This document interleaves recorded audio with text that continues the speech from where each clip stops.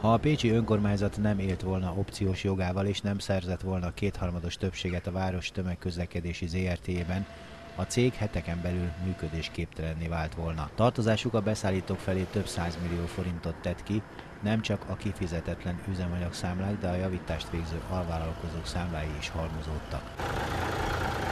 A vállalatnak 167 működőképes autóbusza van, ezekből csúcsidőben 143 közlekedik, de van olyan köztük, amely már elmúlt 35 éves.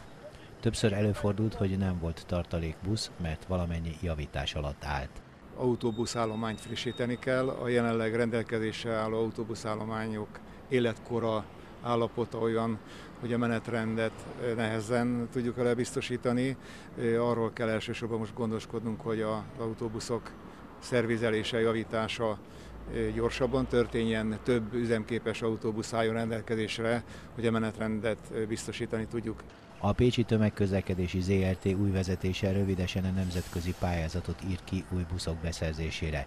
Korábban már több gyártó járművét is tesztelték az utasok. Ha ezek a lépések megvalósulnak, akkor közel jutunk ahhoz a ponthoz, amiről korábban is más összefüggésben már szó esett, hogy az új uniós pályázatok kapcsán a pécsi tömegközlekedés megújulhat, és Pécs városában lehet az egyik legkorszerűbb, legnagyszerűbb tömegközlekedés Magyarországon. Ez a törekvésünk. Az új buszok legkorábban az év végére állhatnak üzembe, a biztonságos szolgáltatás érdekében azonban ennél gyorsabban lépni kell.